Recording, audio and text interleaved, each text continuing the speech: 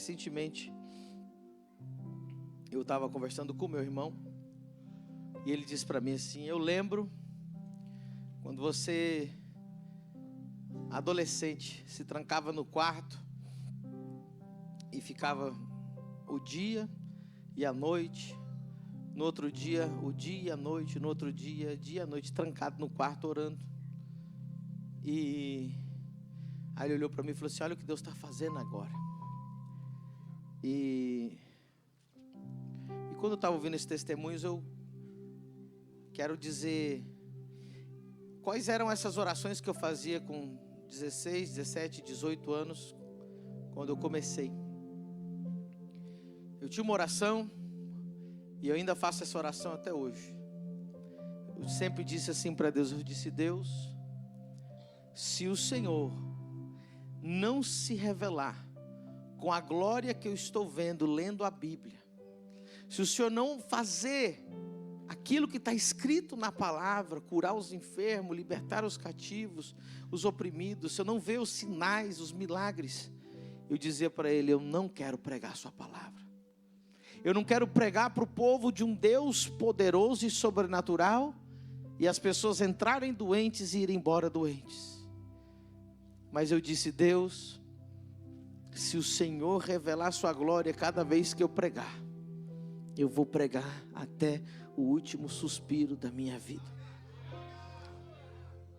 E sabe, irmãos, aquela oração ainda está de pé, ainda tenho orado ela, e ela ainda não somente está acontecendo, como ela está em aumento cada vez mais.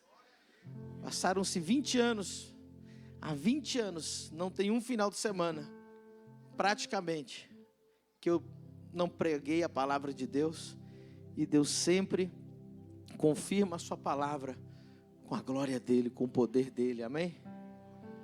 Eu quero dizer algo para você. O diabo, ele não tem medo do evangelho light, ele não tem medo do evangelho filosófico, ele não tem medo de um evangelho histórico, ele não tem medo de um evangelho aceitável para a sociedade. O diabo tem medo do evangelho agressivo, poderoso, porque esse evangelho que entra, ele expulsa os demônios, ele cura o cego, levanta o cadeirante, ele destrói as obras de Satanás. Tem muita gente que está indo à igreja, mas continua oprimido, continua cheio de opressão, continua com todos os problemas, porque ouviram uma palavra aguadinha. Não quero uma palavra aguadinha, eu quero uma palavra pura, verdadeira, eficaz, e o poder de Deus demonstrável. Aleluia. Vocês acham que eu sou louco agora, irmão? Eu já fui mais louco. Você é doido, poxa, mais louco fui. Eu tinha 22 anos, eu morava em Madrid. E eu morava numa cidade chamada Parla, que é das aforas de Madrid. E eu era revoltado, no bom sentido, porque eu dizia: gente, mas o povo não se converte, o povo não vai na igreja. E aí eu era líder de jovens ali na igreja de Parla. Eu peguei todos os jovens da igreja, eu falei: nós vamos lá para frente da saída do metrô. E ali em Parla era a última parada. Então quando o trem parava, o trem tinha que esvaziar, então era uma multidão que saía. Nós levamos instrumentos, Léo. Levamos as caixas de tocar, como é que chama? Cajón, violão. E aí eu colocava um caixote assim para subir. E quando dava o momento, irmãos, eu acho que era de cada 10 minutos, saía aquele povo. Aí eu começava a pregar. E pregava, por isso que eu tenho essa voz meio alta assim, né? Desde sempre eu peguei em voz alta, no meio da rua. E não adiantava. Aí eu falei: agora eu vou apelar.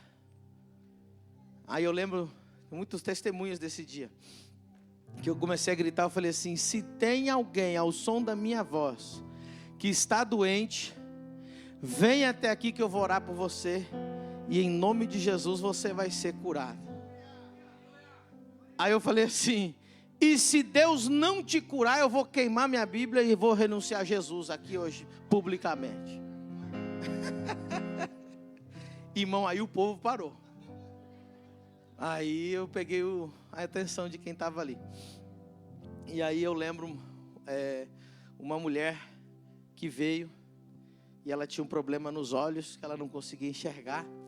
Quando eu pus a mão nos olhos dela, todo mundo esperando eu queimar minha Bíblia, eu falei: olhos sejam curados em nome de Jesus. E ela foi curada em praça pública, e até hoje eu não queimei nenhuma Bíblia, graças a Deus, porque Deus respalda. Aleluia.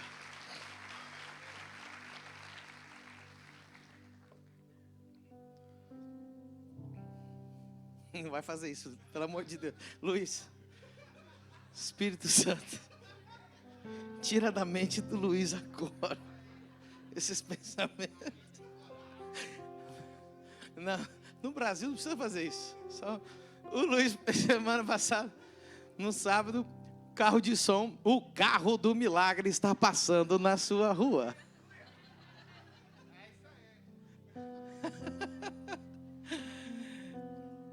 O que o povo de Balneário, de Camboriú está achando, né? Rapaz, o carro do milagre está passando na tua porta. E curou mesmo. Curou mesmo, irmão.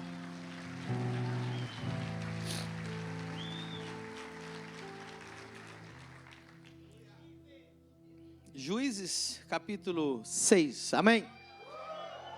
Vamos lá. Juízes capítulo 6.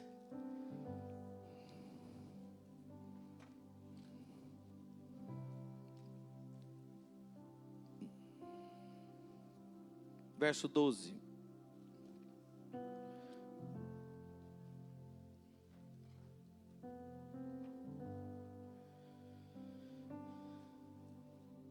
Vamos ler o 11. Então, verso 11. O anjo do Senhor veio e assentou-se debaixo do carvalho que está em Ofra, que pertencia a Joás Abiezrita. E Gideão, seu filho, estava malhando o trigo no lagar, para o salvar dos midianitas. Então o anjo do Senhor lhe apareceu e lhe disse: o Senhor é contigo, homem valoroso. Em outra tradução, mais próxima ao hebraico, diz: poderoso guerreiro. Olha para você ver, poderoso guerreiro. Mas Gideão lhe respondeu: ai, Senhor meu, se o Senhor é conosco, por que tudo isto nos sobreveio? E que é feito de todas as suas maravilhas que os nossos pais nos contaram, dizendo: não nos fez o Senhor subir do Egito?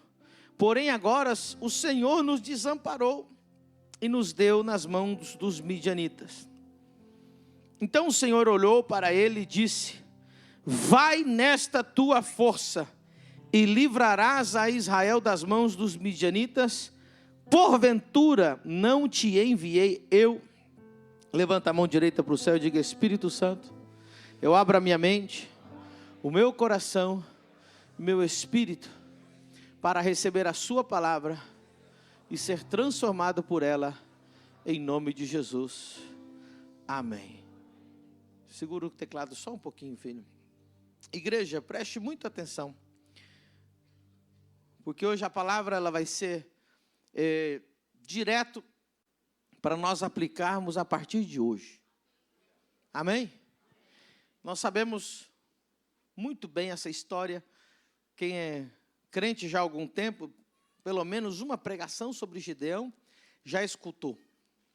Gideão estava malhando o trigo no lagar. Alguém já viu um lagar por aqui?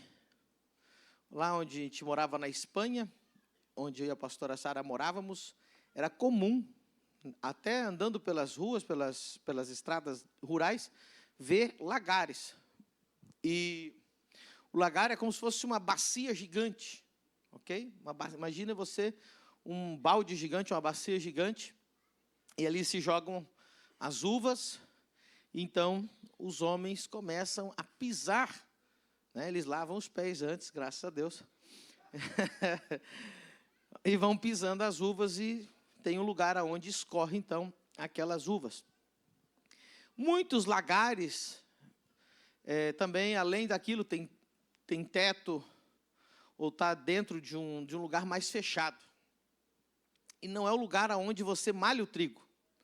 O trigo, quando você pega o molho de trigo para malhá-lo, você bate ele num lugar muito arejado, com bastante vento.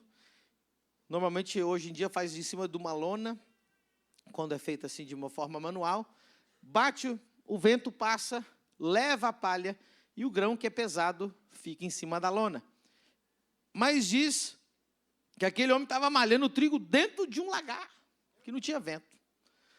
Eu imagino que depois ele ia lá e soprava a palha, irmão, para arrancar a palha, porque não tinha outra explicação, ou ele abanava, ou imagina o esforço que aquele homem estava fazendo para poder malhar o trigo.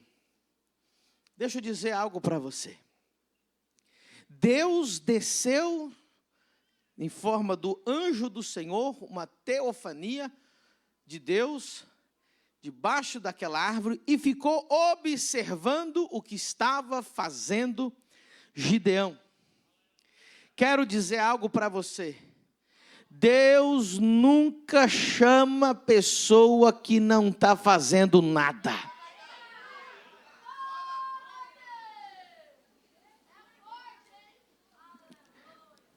Preste atenção.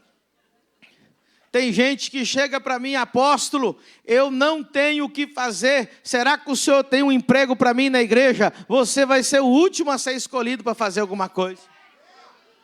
Porque Deus nunca chamou gente desocupada, gente com a mente vazia, gente que não tem o que fazer. Deus ainda ficou olhando e falou: rapaz, esse homem é esforçado, esse homem está malhando o trigo dentro de um lagar. Deus gosta de gente que trabalha. Se puder ser em 2 empregos, melhor ainda, irmão. Mostra para Deus que você não tem preguiça, que você gosta de trabalhar. Porque a Bíblia diz que aquele que toma o arado do reino de Deus e olha para trás, não é digno do reino de Deus. E aí, Gideão, já comecei bem, né, irmão? Isso que o irmão do Pega a Cinta não falou ainda para pegar a cinta. Aí. A fala Deus está aí hoje, não? Você viu que melhorou. Você viu que melhorou o cântico, né? Está vendo?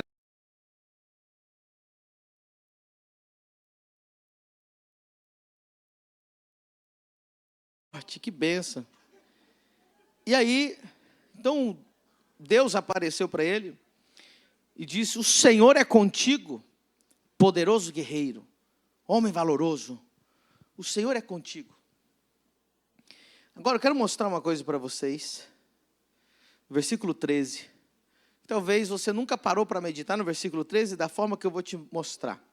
Mas Gideão lhe respondeu: ai, Senhor meu, se o Senhor é conosco, por que tudo isto nos sobreveio?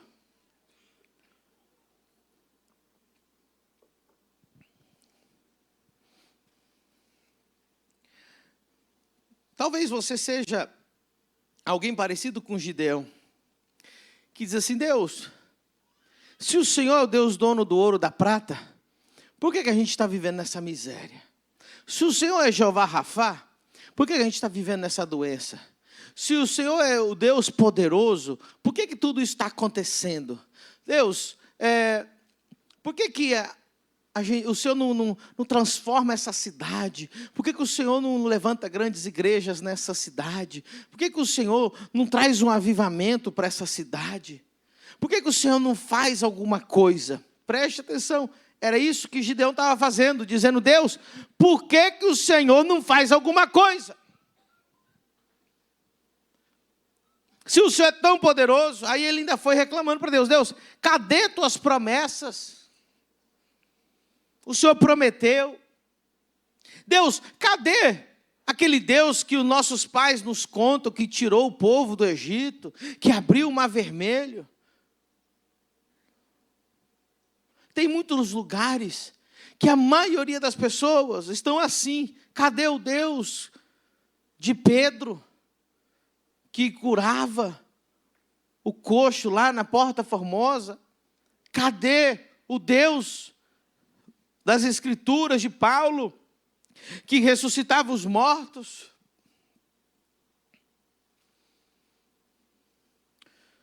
Um dia, quando Elias estava subindo,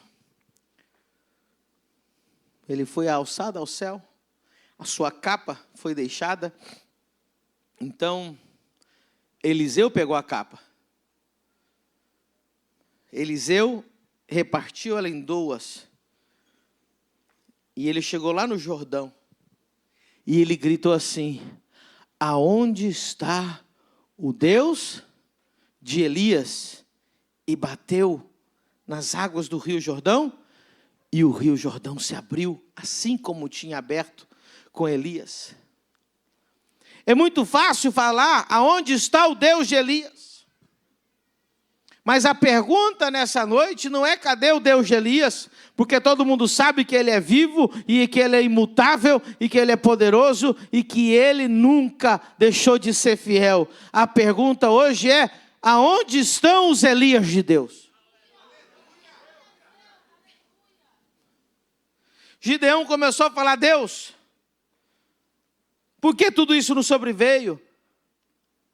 E que efeito das tuas maravilhas os nossos pais nos contaram? Não nos fez o Senhor subir do Egito?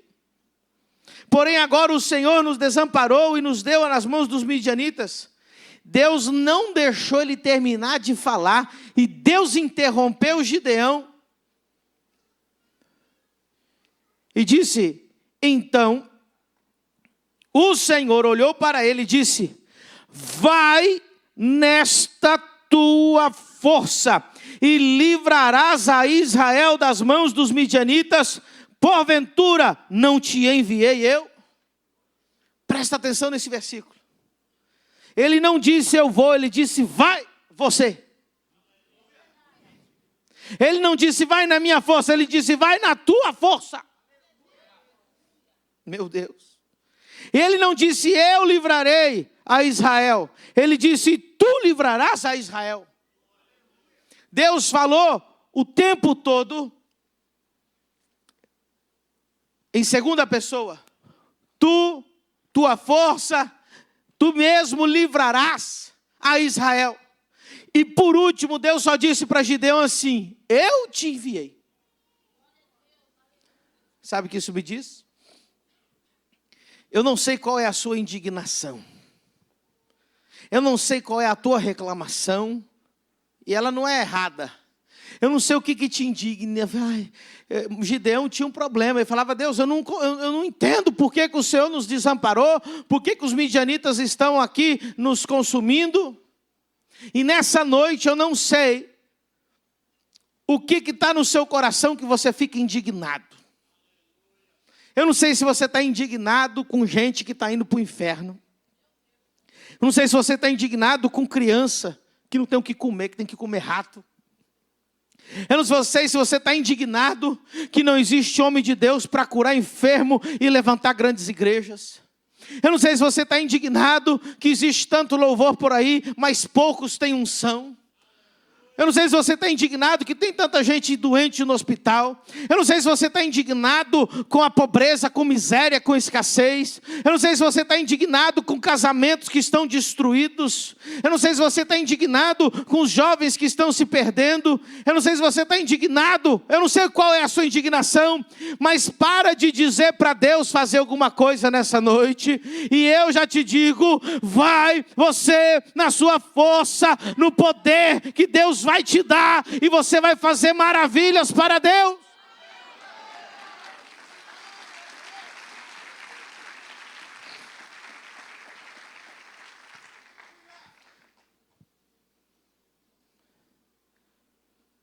Primeira coisa que Gideão falou para Deus.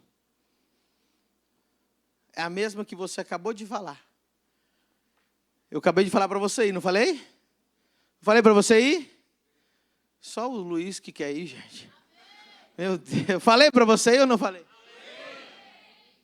E o que a tua mente fez? A mesma coisa que a de Gideão acabou de fazer. Não, mas eu vou mudar o mundo, eu vou transformar a pobreza, eu vou mudar os casamentos. Não, é com eu. Olha o que Gideão fez.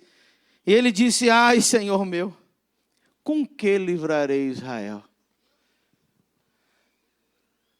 Você está lendo o texto aí? Os meninos pode pôr no telão aí o 15? Ai, Senhor meu. Ele estava todo macho, né? Mas quando eu falo agora, vai você.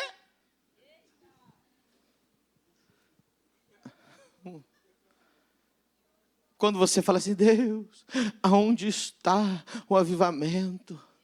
Aonde está os homens de Deus? Deus, vai você ser homem de Deus. Tem uns irmãos que chegam aqui, ai pastor, essa igreja não tem evangelismo. Vai você!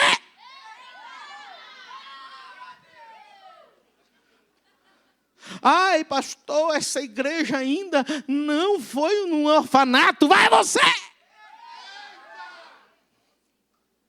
Agora já estamos indo no orfanato. Aqui eu tenho que falar alguma coisa que a gente não fez ainda. Ah, essa igreja. Mas hoje foi no hospital, né? Não tem como falar que não vai no hospital. Vamos falar alguma coisa. Fala uma coisa que nós não fizemos ainda, irmão. Isso. Ai, essa igreja ainda não abriu uma igreja no Paraná. Pronto. Vai você!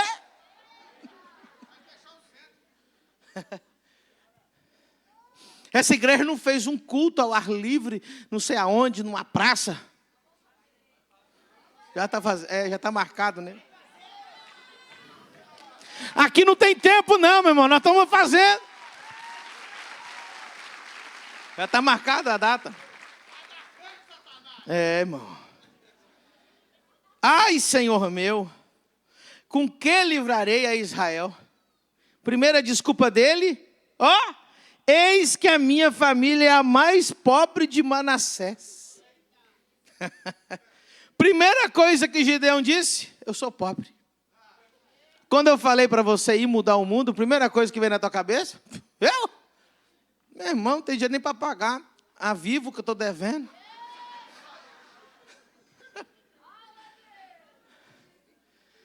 Antes do pastor falar, cumprimenta o irmão e paga a janta de alguém, eu estou vazando para não pagar a janta de ninguém.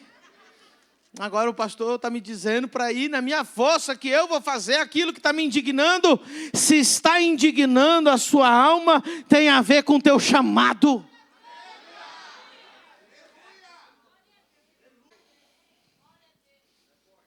Tem gente que fala, porque essa política podre, não tem ninguém sério lá. Vai você, o cara é sério lá.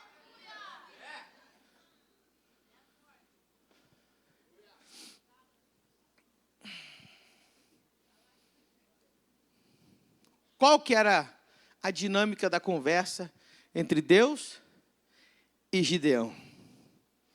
Gideão estava indignado com uma coisa muito grande. E ele achava que Deus tinha que resolver a parada. E Deus falou, inverteu, falou, vai você, na sua força, e você vai livrar Israel dos midianitas.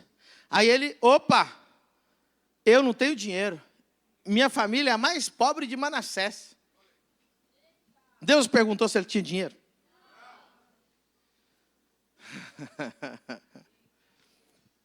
Eu estava lendo hoje, eu li os 6 primeiros capítulos de Êxodo. E eu estava vendo a conversa entre Deus e Moisés. Pensa. Deus chega para Moisés e fala assim, Moisés, você vai libertar Israel da mão do pior faraó que já existiu. Imagina Moisés, irmão, ele cuidava das ovelhas, nem era dele, era do sogro dele. Nem ovelha ele tinha, ele cuidava das ovelhas do sogro. Aí, ele faz uma pergunta para Deus, Deus, como que eu vou libertar? De que jeito? Com que? Eu? Só eu. E Deus diz para ele assim: Moisés, o que tens nas mãos?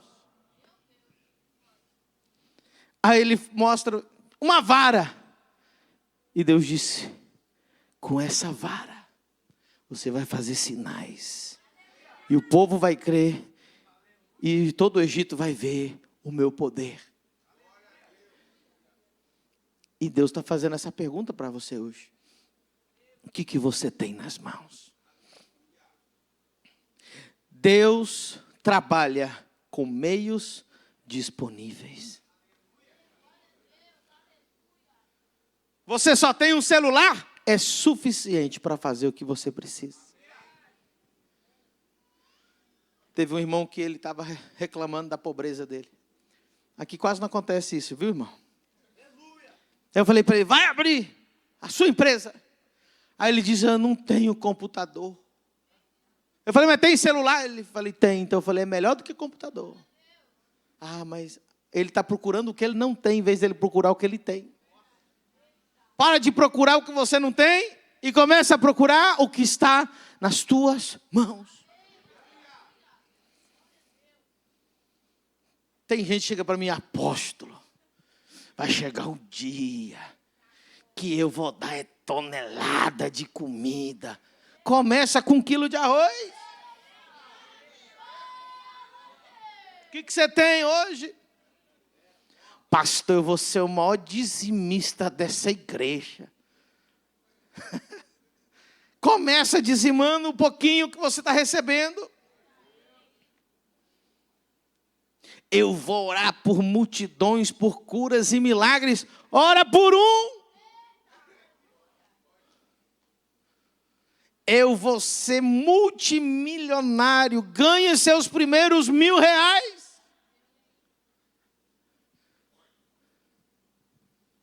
Quem está entendendo?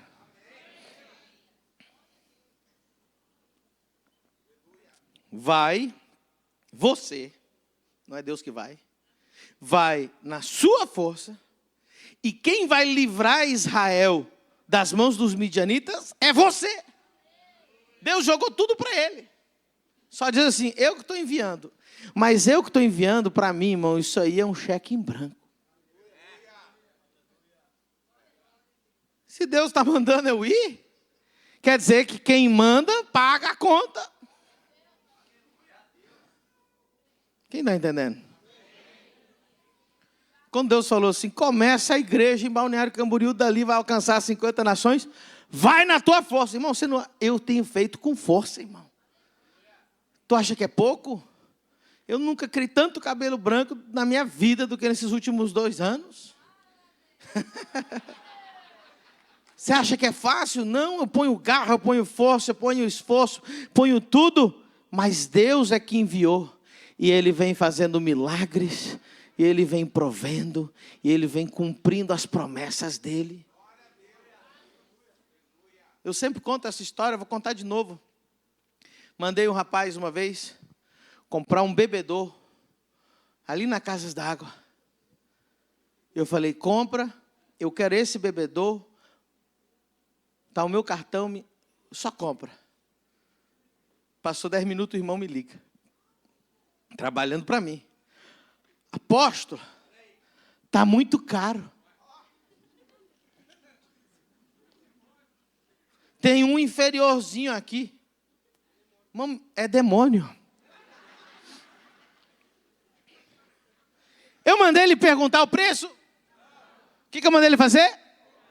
Deus não está mandando você olhar o preço e quanto dinheiro que ele tem na sua conta. Se Deus quisesse usar os ricos para o reino de Deus, Deus só chamava rico. Mas até hoje eu só vejo Deus chamando gente quebrada. E quando Ele chama o rico, manda largar tudo para mostrar que é Ele que paga a conta.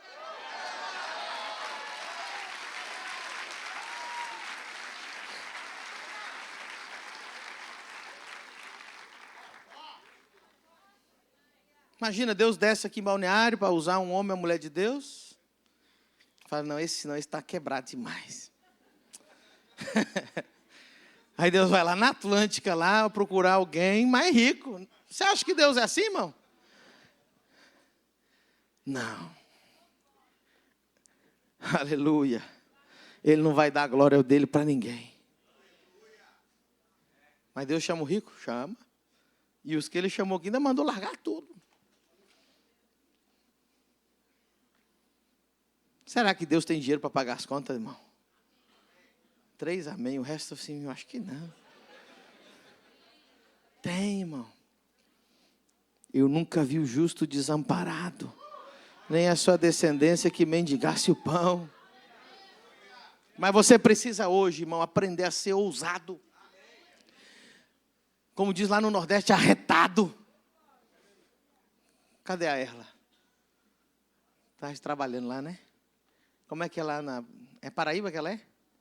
Não é arretado lá, não? É arretado. Cadê os machos? Au! Tem um que falou Raul, é Aú, irmão.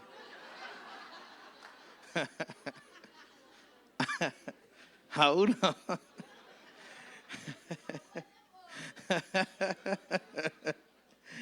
Aleluia. Deus quer que você faça alguma coisa com o que você tem. Posso falar uma coisa para você? Você está preparado? Irmão, se você não está fazendo nada para Deus com o que você tem tanto tempo livre, você fica gastando o seu tempo, é por isso que você tem até dificuldade de largar o pecado. É verdade. Você tem tanto tempo livre que você tem tempo para pensar no pecado. Irmão, quando você está trabalhando para Jesus e você tem tanta coisa para fazer que você até esquece que tem horário para pecar. Que eu estou preocupado em orar. Irmão, por isso que eu dou muito trabalho para os irmãos que trabalham aqui na igreja. Para não dar tempo deles pensar em pecar. Chega em casa, vão dormir. Mas tem gente que acorda meio-dia. O Senhor ainda não fez nada, Deus. O Senhor não abriu minha porta. O Senhor não cumpriu minha promessa.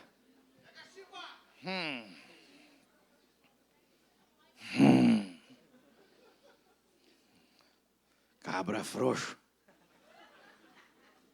Deus te pegou hoje. Né, Anderson? O pessoal olha para a gente e fala assim, não... Esse aí nasceu em berço de ouro, esse aí chegou aqui. Teve um pastor, ele chegou na minha cara, falou assim, olhou para a igreja e falou assim, rapaz, você trouxe dinheiro lá da Europa, né? Trouxe mesmo tanto que o Moisés e o Johnny trouxeram.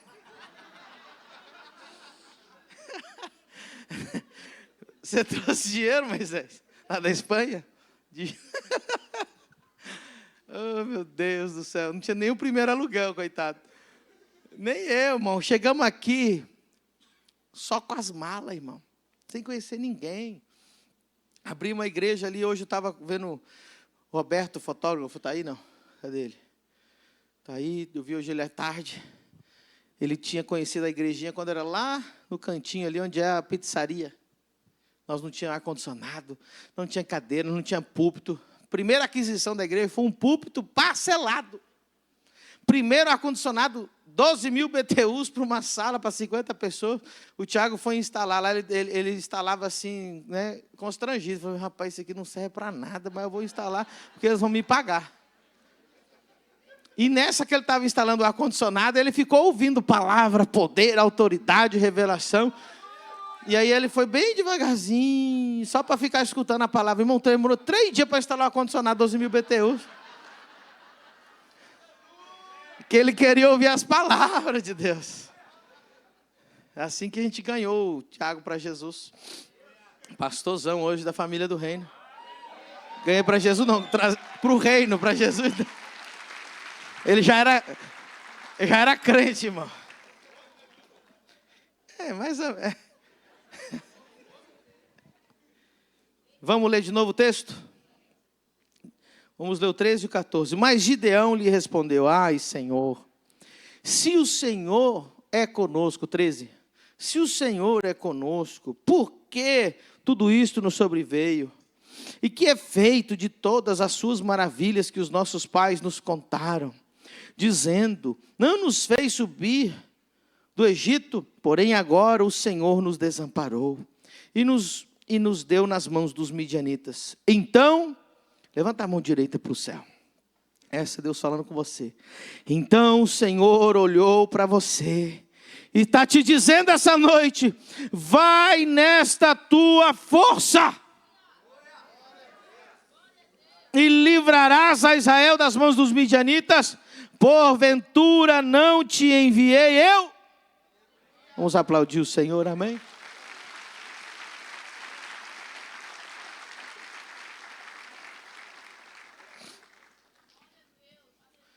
Irmãos, eu tenho um orgulho e prazer de representar a ONG Atos, lá da Angola, o apóstolo Itamar e a pastora Fábio. E ele conta a história para mim, e quando ele chegou lá no Camizungo, vocês viram as imagens quando eu estive lá, ele conta que quando ele chegou lá, ele chegou por coincidência naquele povoadozinho chamado Camizungo. Ele não tinha o objetivo de ir lá, mas ele teve que passar por lá por outra situação. E quando ele chegou lá, ele desacreditou do que ele estava vendo. Ele via crianças nuas, com as barrigas inchadas, doentes, com feridas no rosto, na boca, na cabeça, muitos morrendo, desnutridas. E ele ficou indignado com aquilo. Ele viu a água que eles bebiam, era um buraco no chão, com rato e barata morto dentro daquela água. Era a única água que tinha para eles beberem, para tomar banho e para tudo. Era uma água de buraco de chuva. Ele conta ao apóstolo Itamar. Ele disse: Medina, eu olhei para aquela situação. E ele falou assim: eu não sei o que fazer. 700 crianças que não estão indo para a escola. Não tem comida, desnutrida. Ele falou que foi dar. Eles levavam água e pão. E aí, as crianças, antes de pegar o pão, eles pegavam a água, porque eles tinham sede, estavam morrendo de sede. Ele falou: o que eu vou fazer aqui? Quem sou eu? O que eu tenho? Não tem dinheiro, eu não sou ninguém. Mas ele disse assim: eu vou fazer o que eu posso com o que eu tenho. E ele começou com uma garrafinha d'água, um pouquinho de pão. E hoje eles têm 250 funcionários a tempo integral naquela ONG. Escola construída, clínica construída, médicos e enfermeiros trabalhando a tempo integral, professores, 3 refeições por dia para as crianças, roupa, alimentação, escola técnica dentro do Camizungo, escola para eletricistas, escola para marceneiros, escola para pedreiros, fábrica de tijolos, tudo construído. E a última vez que eu saí de lá, estavam ao mesmo tempo construindo 40 casas que eles estavam dando de graça para as famílias naquele lugar. Qual é a diferença entre você e eu e o apóstolo Itamar? É que você e eu ficamos aqui do Brasil dizendo assim: ai, tadinho dos pobrezinhos lá da África, tadinho dos pobrezinhos não sei aonde. Mas tem alguém que levanta do sofá, levanta da cama, vai lá e faz o que pode com o que tem e começa alguma coisa.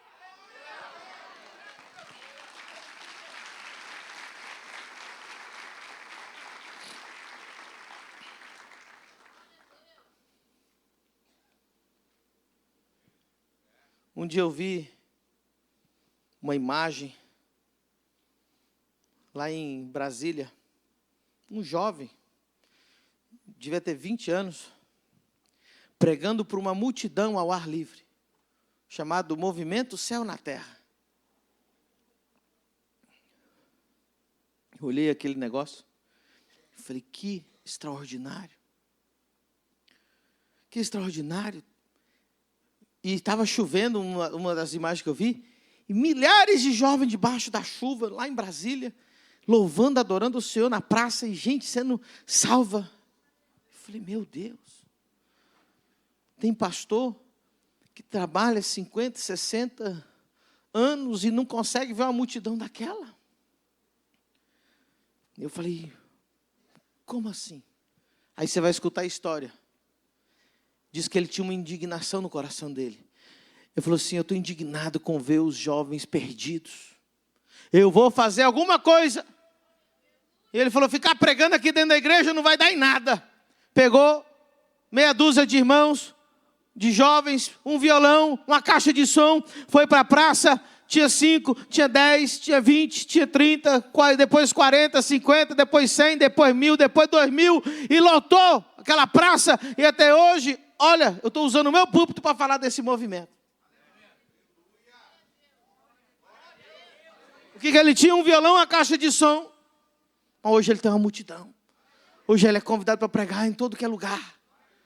Talvez você está aqui sentado e fala assim, eu não tenho nada, eu não sei nada, eu sou o mais pobre de Manassés, minha família é pobre, não tem dinheiro. E Deus hoje está dizendo assim, se você soubesse o que eu coloquei dentro de você, se você soubesse que eu te dei um cheque em branco.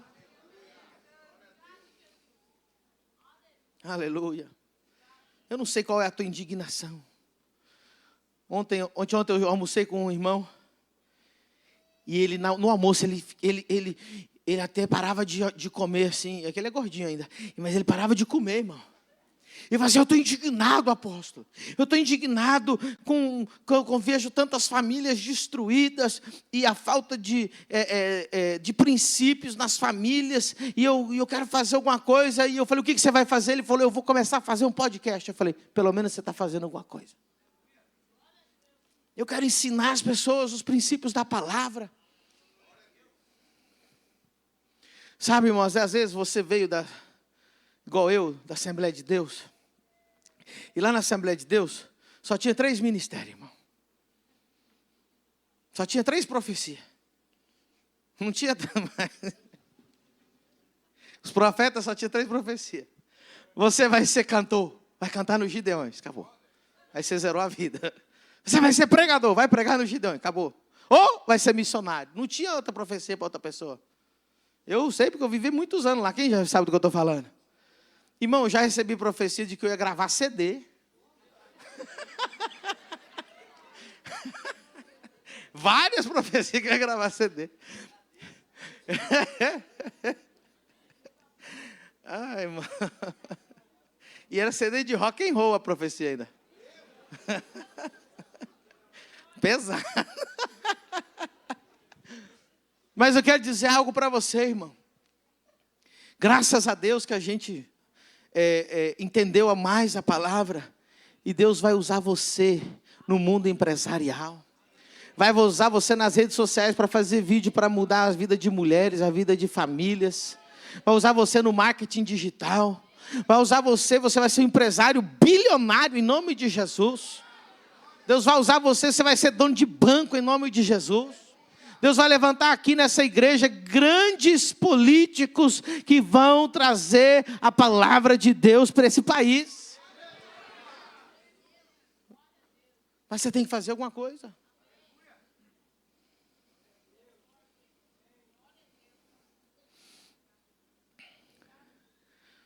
Eu acho que foi a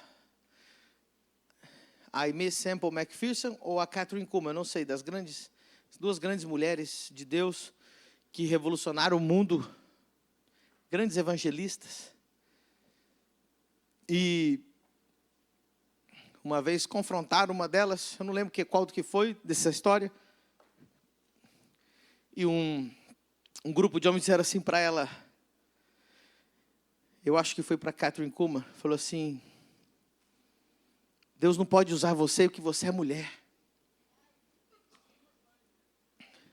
E a Bíblia, Deus não chamou uma mulher para o ministério. E ela bem humilde disse assim, é que Deus não achou nenhum homem disponível, então Ele me escolheu.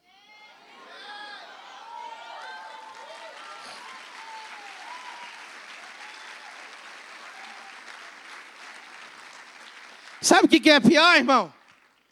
Pior coisa é você não estar fazendo nada e estar criticando quem está fazendo alguma coisa.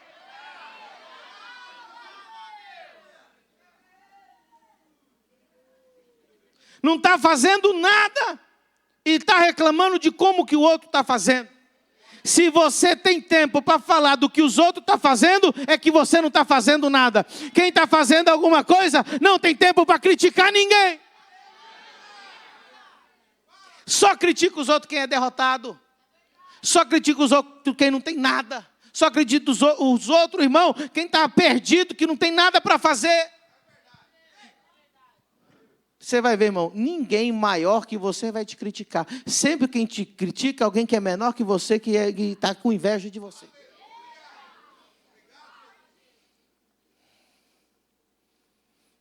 Meu Deus. Toca o teclado para a gente acalmar os ânimos aí, porque... Não. Toca aí que a gente vai falar uma palavra mais amorosa agora, senão...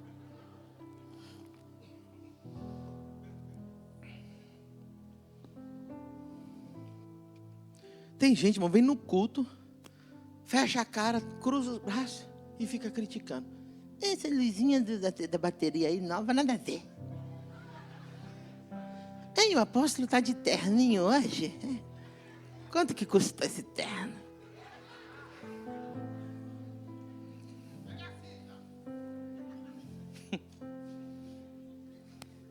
Pastor, tinha que emagrecer um pouco.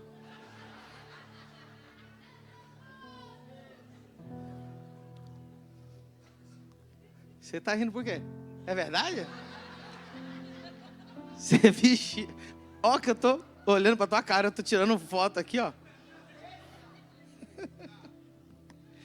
Minha mulher pediu para Deus que eu fosse assim, irmão. Confirma.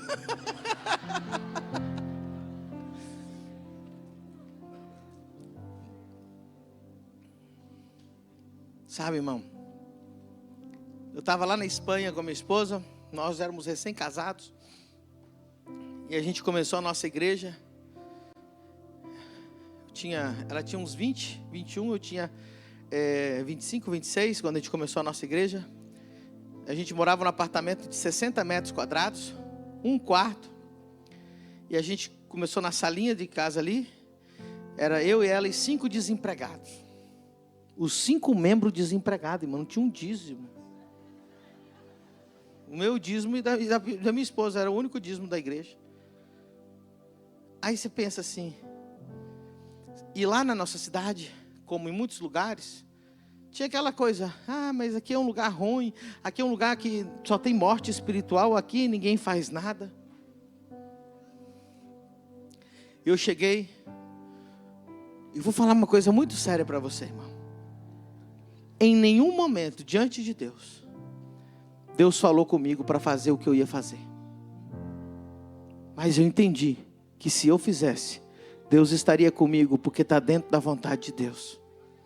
Eu cheguei para eles e falei assim, nós vamos fazer o maior evento cristão dessa região, e nós vamos sair na notícia, e nós vamos chacoalhar essa nação, e nós vamos sair no jornal, e vai ser um evento poderosíssimo. Aí os 5 olharam, nós e quem mais, apóstolo? Eu falei, nós e Deus.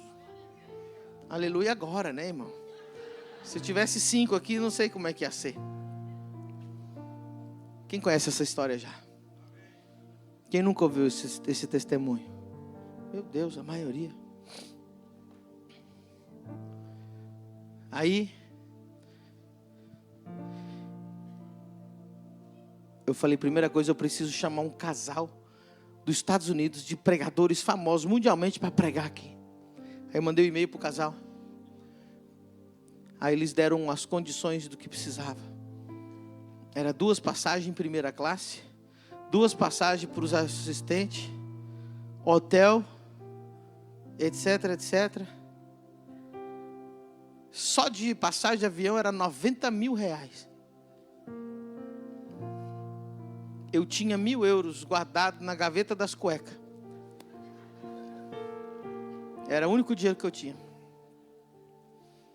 Eu digitei aquele e-mail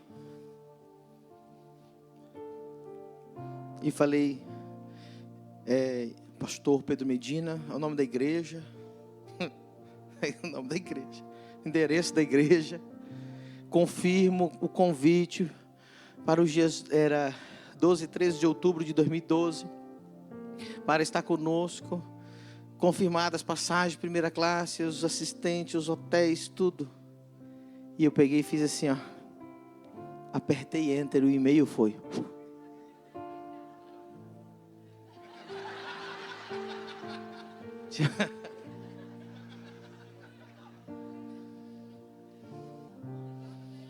Deus estava como, irmão? Sentado no trono dele.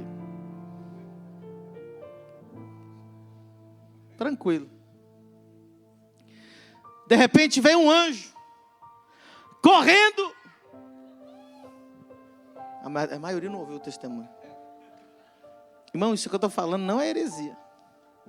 Um anjo com um iPad, correndo. Senhor! E mostrou para Deus. Diz assim, olha só. Um menino e uma menina com 5 desempregados. Dizem que vão fazer o maior evento da história do norte da Espanha e vão chacoalhar aquela nação. Mandaram um e-mail que vão pagar 90 mil reais de passagem aérea, eles não têm nada. Só que tem uma coisa, Deus, doidinhos. Mas o anjo falou para ele assim, mas dizem que vão no teu nome. Aí Deus levantou do trono, irmão. Quando Deus viu, Deus disse, não.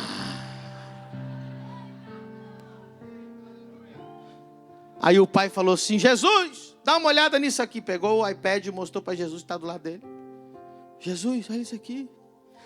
2 meninos com 5 desempregados sem dinheiro, já mandaram um e-mail que vão pagar 90 mil reais de passagem, que vão fazer o maior evento da história do norte da Espanha. E diz que vai no nosso nome. Quando Jesus viu aquilo, o que Jesus falou? Não. Ele sabe direitinho, irmão. Espírito Santo, dá uma olhada aqui. 2 meninos com 5 desempregados, dizem que vão fazer a maior história para nós. Vai no nosso nome. Espírito Santo olhou e falou, não.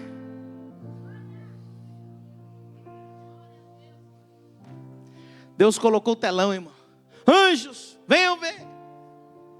2 meninos com 5 desempregados, já mandaram um e-mail, diz que vão fazer um grande evento. Quando os anjos olharam lá do céu, eles falaram o quê? Deixa eu dizer uma coisa, irmão. Aleluia. Diga assim, a fé honra a Deus e Deus honra a fé.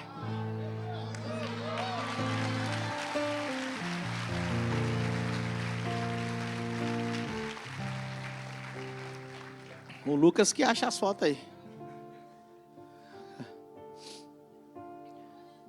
Aí eu falei, agora eu preciso de um lugar para alugar. Preciso de um hotel. Aí eu comecei a procurar um lugar para alugar, para fazer o evento. Nós mandamos e-mail para tudo que é lugar, irmão. De repente, meu telefone toca. Uma senhora chamada Alejandra. Tem o WhatsApp até hoje gravado aqui. Ela disse, nunca vou esquecer, irmão. Dom Pedro. Yo.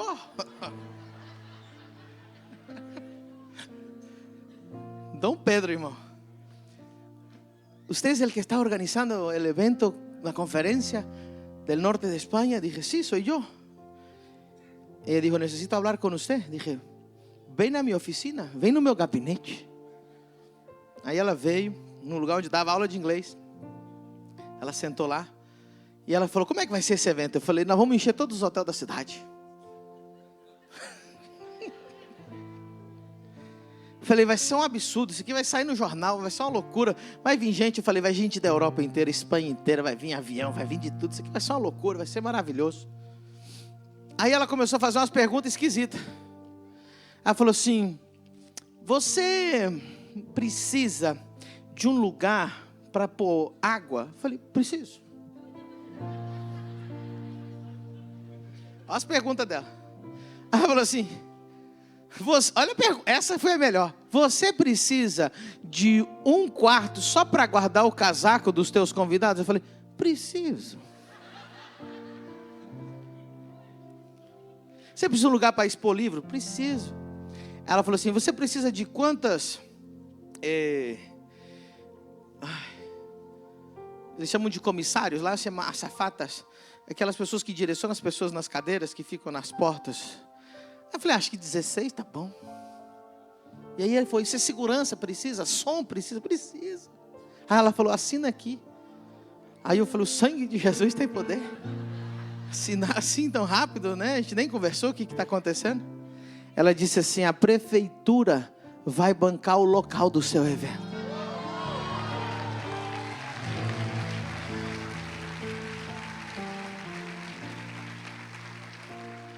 Aí fui eu que disse: não.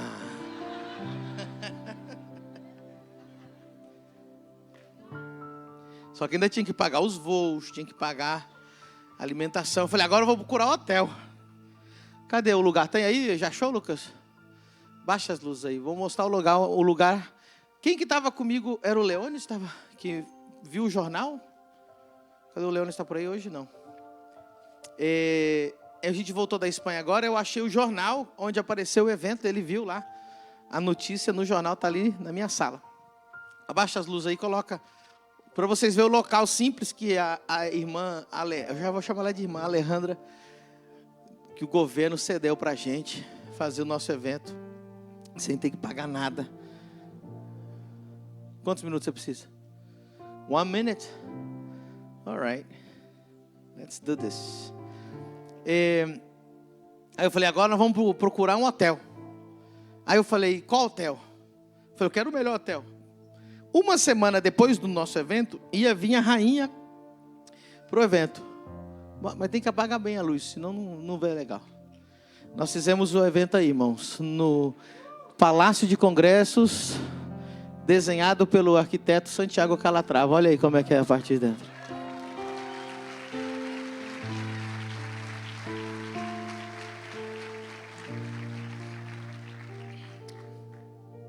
Glória a Deus. 2 jovens, uma de 20, outro 26 anos. Essas são as fotos do evento, tá vendo? Aquele lá em cima, lá, de paletó, sou eu. As fotos foram tiradas, muito antigas. Mas vamos lá. Resumindo para os irmãos. Fui no hotel, onde a rainha ia ficar hospedada uma semana depois do evento. E aí eu cheguei lá: Dom Pedro. Dom Pedro, você está no meu nível aqui, Dom Pedro.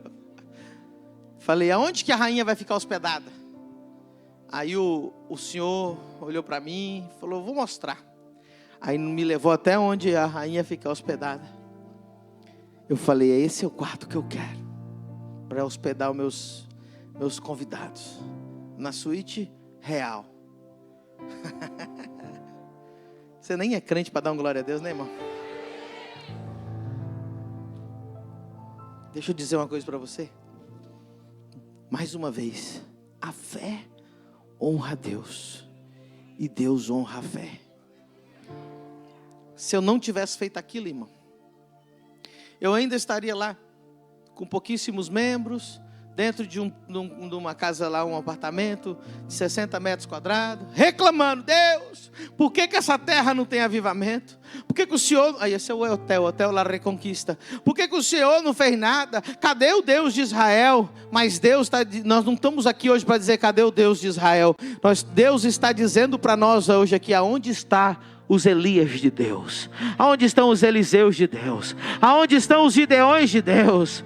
Aonde estão os que vão fazer o ID? Quem vai crer em mim?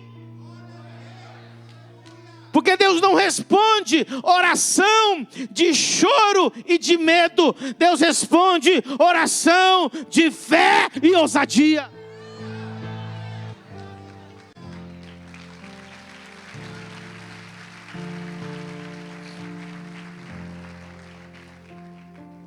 Está na hora da gente fazer o ID.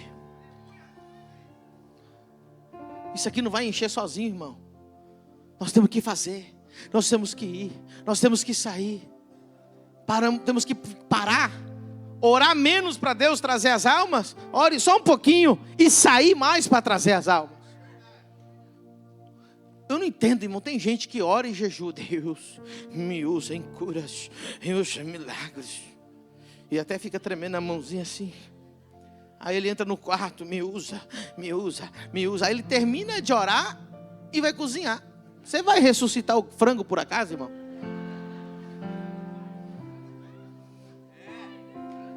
Você está lá orando, Deus me usa, Deus me usa.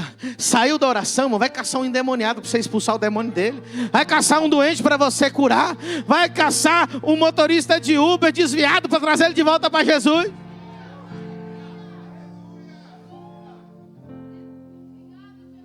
Você fica orando para Deus te usar e depois não faz nada.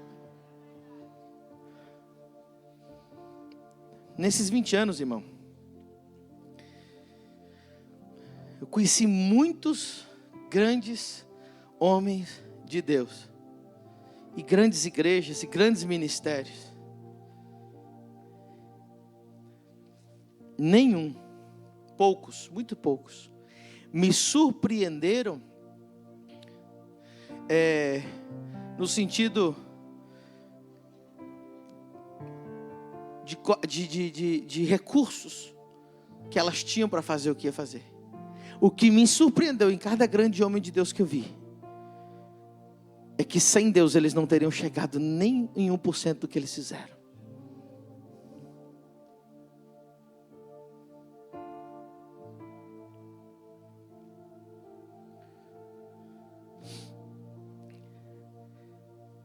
Talvez você está tão mergulhado no Instagram, assistindo vídeos de pessoas que estão fazendo treinamento para você se tornar mais exitoso, mais bem sucedido. E quanto mais desses vídeos você vê, você fala assim, rapaz, eu estou despreparado demais. Isso acontece comigo. Às vezes eu vejo uns videozinhos assim, que o cara dá uma chave, um código, um negócio. Eu falo, meu Deus, eu não tinha esse código aí não, esse negócio é brabo. Aí eu me sinto desqualificado. Rapaz, eu não sei nada de psicologia, não sei nada de psicanálise, não sei nada desses negócios de NPL, eu não sei nada dessas coisas, eu não sei nada.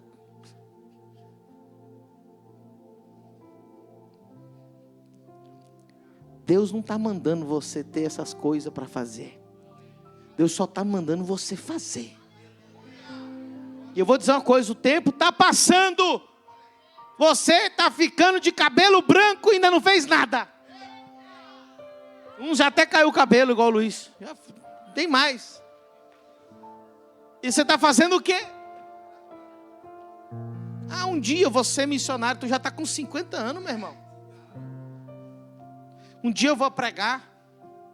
Irmão, você tinha que estar aqui. Apóstolo, pelo amor de Deus, deixa eu ir lá para o Maranhão fazer alguma coisa. Apóstolo, pelo amor de Deus, eu vou dividir em 58 vezes a parcelado para mim e para a África, mas eu vou fazer alguma coisa naquele lugar. Apóstolo, pelo amor de Deus, me dá uma caixa de folheto aí que você vai ver que eu vou fazer um arregaço no meio dessa rua.